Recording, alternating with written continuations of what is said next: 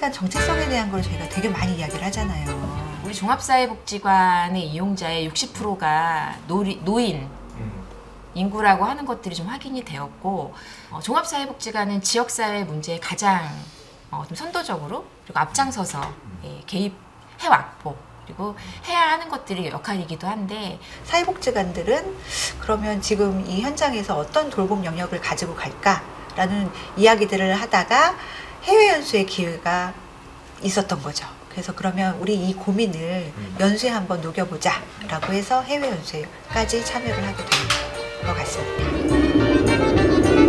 트램입니다, 트램.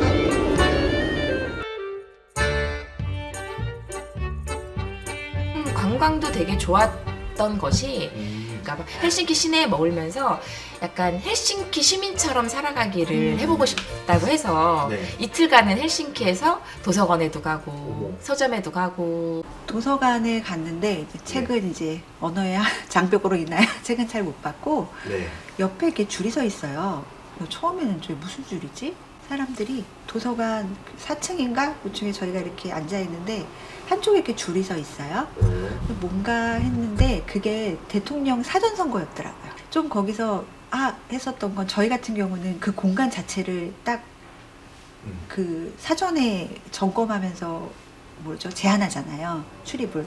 근데 거기는 도서관 한편에 바리케이트도 없어요. 그냥 이렇게 서서 들어가서 너무 확인 작업도 간단했고 그래서 그거에 대해서 저희끼리 얘기했었던 기억이 있어요. 딱 똑같이 얘기해서 신뢰다 이건. 일단 기관 방문을 갔더니 설명해 주시는 내용과 그리고 기관의 그 시설들이 크게 저희랑 다르지 않았어요. 크게 다르지 않았고, 물론 이제 들어가는 재원의 차이 그런 차이는 느끼긴 했지만 그래도 크게 다르지 않았다라는 게 이제 보통 저희 공통적인 의견이었고, 그래서 사람 사는 건 다 똑같구나 라는 생각. 그리고 그 대신에 이제 두 가지 제 개인적으로 좀 느꼈던 건, 하나는 그 제공하는 입장, 종사자도, 그리고 그거를 받으시는 어르신도 또 제가 드렸던 서비스에 만족하냐, 충분하다고 생각하느냐라는 질문을 했을 때 공통적으로 만족한다, 난 충분해요 라고 대답하신 게 저는 너무 놀랍고 인상적이었다. 저는 그렇게 대답할 줄 몰랐거든요. 근데 동일하게 답이 오는 게 참 인상적이었어요. 그래도 왜냐하면 저희 고민의 시작이 돌봄에 대한 고민들은 사회적으로 많이 하는데 정작 그거를 받는 그 이용자 입장에서는 충분치 않다라고 다들 이야기하거든요. 분절적이다라는 얘기도 하고. 그래서 부러웠어요. 핀란드란 나라가 행복지수 1위라고 하고, 과연 뭐 때문에 이렇게 행복한 거지? 그런 좀 제 개인적인 궁금함은 좀 있었던 것 같아요. 지금 내가 받고 있는 이 만족하는 서비스조차도 어딘가 그저 세금으로 냈거나 뭔가 이제 그런 것들이 있기 때문에, 맞아. 그 신뢰도. 그러니까 당연히 신뢰, 내가 이 사회는 나를 책임져 줄 것이다라고 하는 어떤 신뢰. 내가 뭔가 가족이 있고 뭔가 가진 게 있다라고 하면은 뭔가를 안 줄 거야라고 하는 우리나라는 불신뢰. 그래서 우리는 계속 신뢰에 대한 얘기들을 사실 계속 했던 것 같아요. 뭔가 우리나라와는 다른 뭔가 획기적인 어떤 게 있고 이런 게 아니라 그 신뢰에 기반해서 내가 필요로 하는 것들을 가장 가까운 어느 곳에 가서 나를 굳이 검증하지 않고도 충분히 이용할 수 있는. 신뢰, 인정, 예. 존중. 그 설명하시는데 비공식 돌봄이 너무 와닿는 거예요. 그래서 말씀하시기를 1차적인 거는 가족이죠. 근데 두 번째는 친구나 친척, 이웃도 가능하다는 거예요. 그리고 이분들이 이런 돌봄을 제공할 때 어떤 라이센스를 요구하는 것도 아니에요.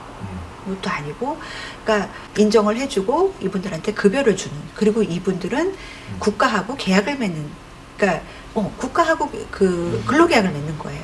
그래서 이런 것들 이렇게 해서 지금 이 서비스를 제공을 하는 건데, 종사자 처우 개선 얘기하듯이 그분들의 또 그런 복지에 대한 부분까지도 고민을 하고 있더라고요.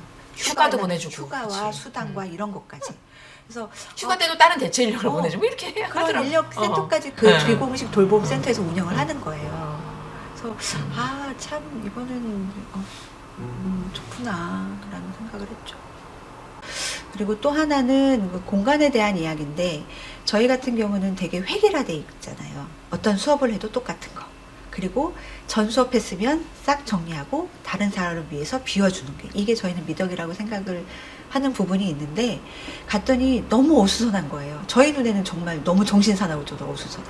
근데 그게 보니까 전에 사람들이 했던 그 흔적들 그런 것들이 다 고스란히 남아있고 공유하고 이런 것들이 굉장히 저는 좀 인상적이었던 것 같아요. 이게 특정 기관뿐만이 아니라 전체적인 이용시설들이 다 그런 분위기였다. 그래서 그게 참 인상이 좀 공간을 공유하고 그 사람의 경험을 공유하고 이런 부분들이 좀 좋았던 것 같습니다. 웰빙 서비스 카운티라고 해서 310개의 지방자치 그 안에서 보건복지 서비스가 이루어지고 있었던 것을 그게 이제 각 310개마다 편차가 너무 크고 전달하는 거나 불평등의 문제나 이런 것들이 너무 많아서 개혁을 한 거예요. 그걸 22개의 그 웰빙 서비스 카운티라고 하는 그 구역으로 나눠서 22개 보건복지 자치주를 마련한 거죠.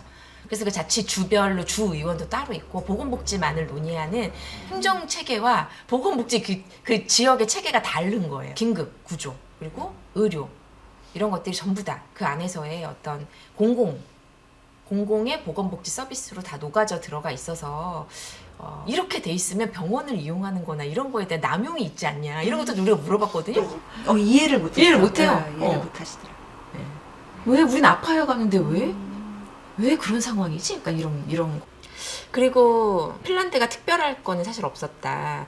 뭔가 우리나라에는 없는 새로운 제도가 있고 이런 것들이 아니라 돌아와서 보니 다 우리나라에도 그 노인들을 위한 특히 노세 노인을 위한 제도들이 다 있는데 AIP, 에이징 인 플레이스가 이루어져 있는 것들을 확인할 수 있었는데 우리나라 같은 호스피스 직전의 요양원을 만들지 않아서 그런 게 아니라 정말 그 단계가 되어야만 집이 아닌 그곳에서 생활한다라고 하는 어떤 그런 핀란드 혹은 헬싱키의 그런 철학이 담겨 있다라는 생각이 들더라고요.